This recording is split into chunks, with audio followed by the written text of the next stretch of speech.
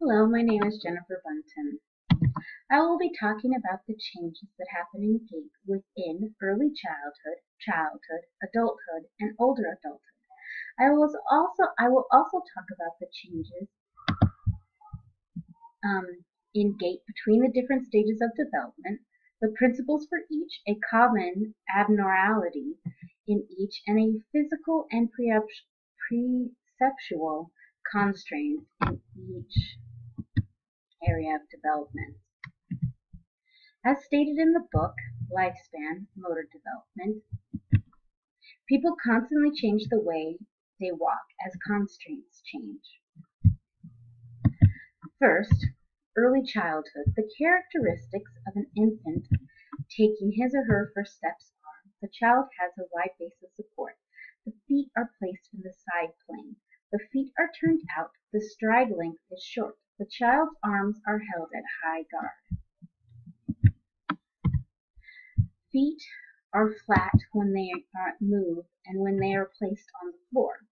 There is unsteadiness in the supporting leg um, when the moving leg is moved off the floor. The principles of early childhood gait. The characteristics of are to early childhood walking are to improve balance. The arms are held at high guard to improve balance. In a study published in 2000, it states the emergence of an arm movement occurs when balance control improves. The arm does not start to swing until balance is improved. Other characteristics like speed of each step and the wide base of support is to improve balance.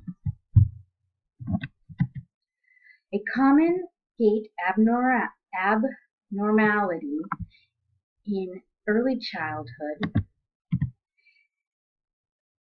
there is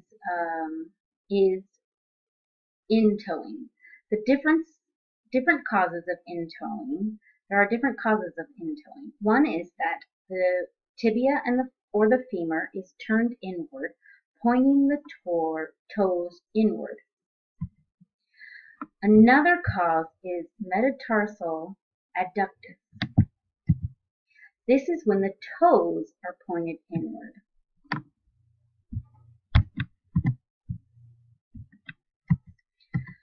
The constraints in early childhood walking are parents' assistance, leg strength, and vision. If parents assist the child with walking, a child can rise from the floor to a standing position and walk with assistance before a child that is not receiving walking assistance. The strength in the legs and single limb balance. If an infant needs to be able to support his or her own weight and balance that weight on one leg. The infant will not be able to walk on his or her own until he or she can do both of these. And the last constraints are infant's vision, depth perception, and the perception of edges and surfaces. Being able to see and perceive space in the three dimensions helps an infant with walking and other forms of locomotion. Now I will talk about childhood walking. In the article, What Changes in an Infant's Walking and Why, it states, as children become bigger, older, and more experienced, their steps become longer, narrower, straight, and more consistent. Improvement reflected a narrowing base of support and increasing control over the path of progression. Major changes in gait from infant to childhood are the base of support, how fast steps are, and arm placement, stride length, and foot placement. The base of support is still wide. However, the child is not only stepping in the side plane. The child takes steps in the forward-backward plane. Also, the steps change between both planes as the child is learning to balance. The child's arms are at low guard. sometimes, and other times at high guard. When the arms are at low guard, they are swinging with the leg that is moving forward. The stride length is longer with the child than with the infant. There is also a range of motion in the joints and legs, joints of the legs, feet, and ankles.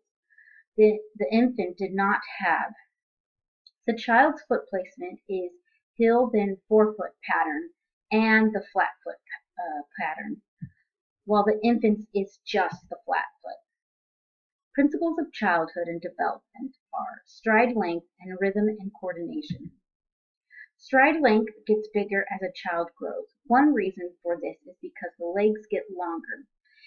As the child ages, there is more range of motion in the hips, legs, and ankle. The rhythm and coordination of walking can be seen until the age of 5.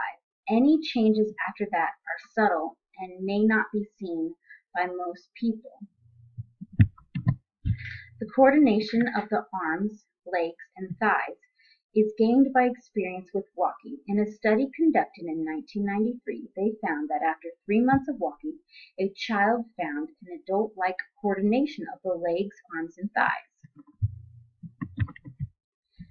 A common gait abnormality in childhood is toe walking or ball of foot walking. A child often outgrows toe walking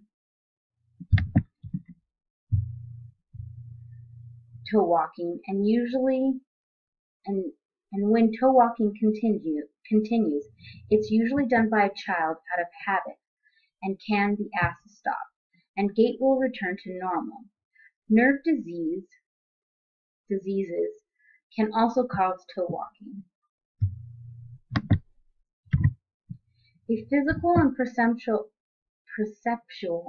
constraints are no pelvis rotation, no double knee lock, and kinesthetic sensation. Full range of motion in the upper and lower body is allowed by the pelvis rotation. The double knee lock assists in the full range of motion in the leg. The double knee lock does not mean that both knees lock at the same time.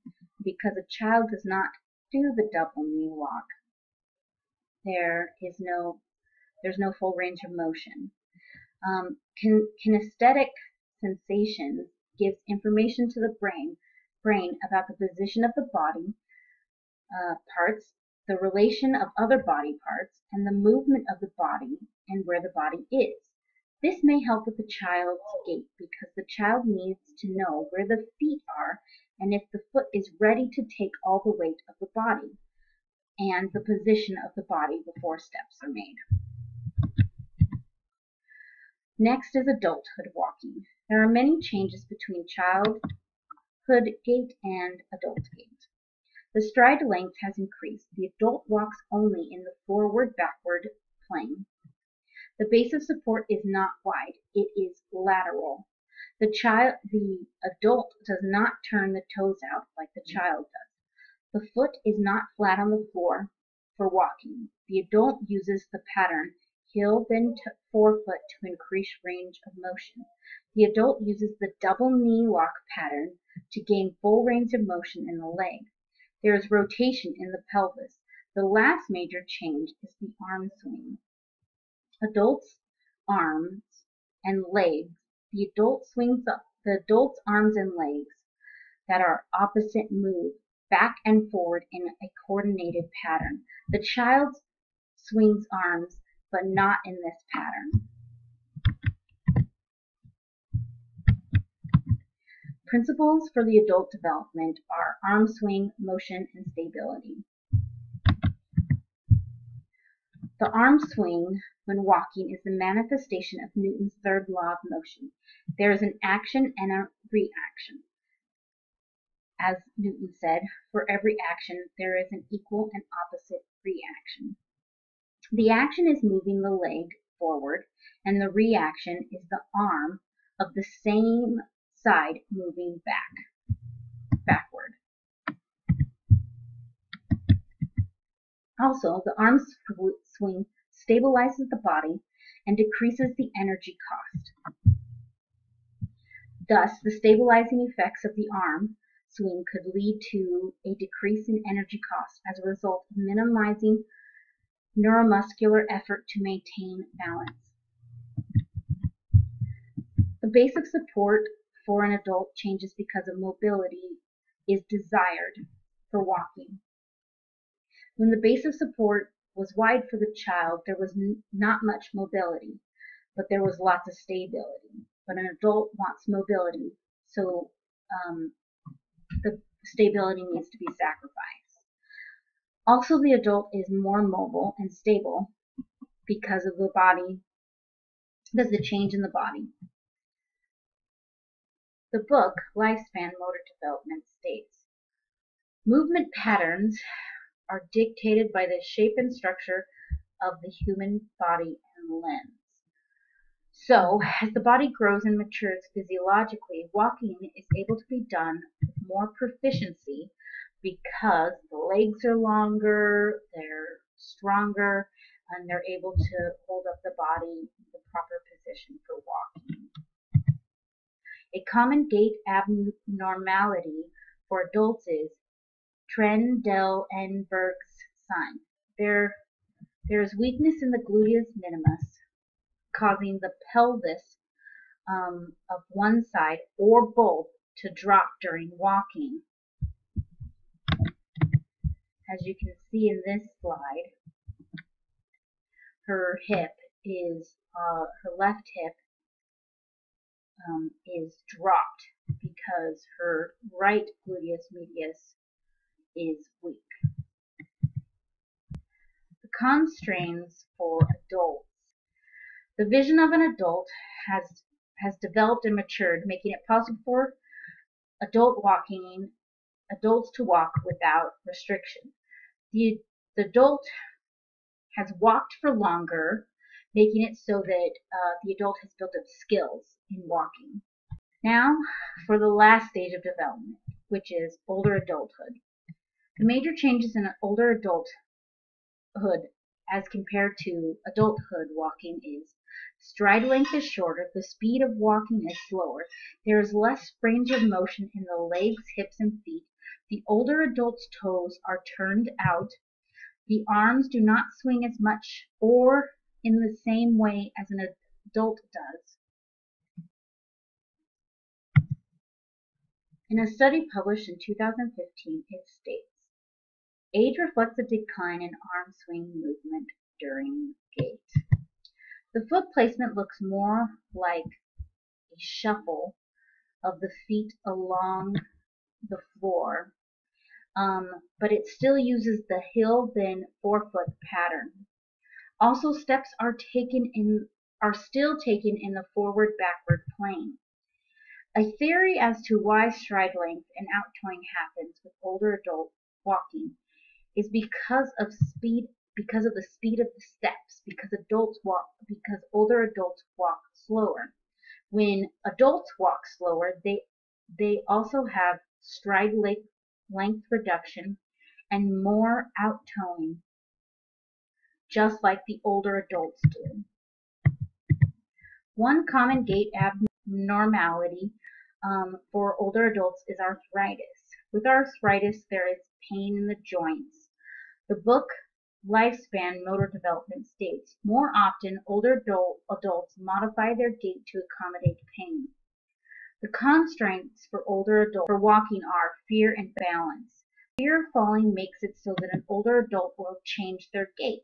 This fear usually comes after a fall has happened. Because the older adult does not want to fall again, they change the gait. Balance issues also cause gait to be changed. This is done because he or she does not want to fall. So the older adult will change the base of support, making it wider, making the step length shorter. So to do this to improve balance. These are my references, and I'd like to thank you for watching today.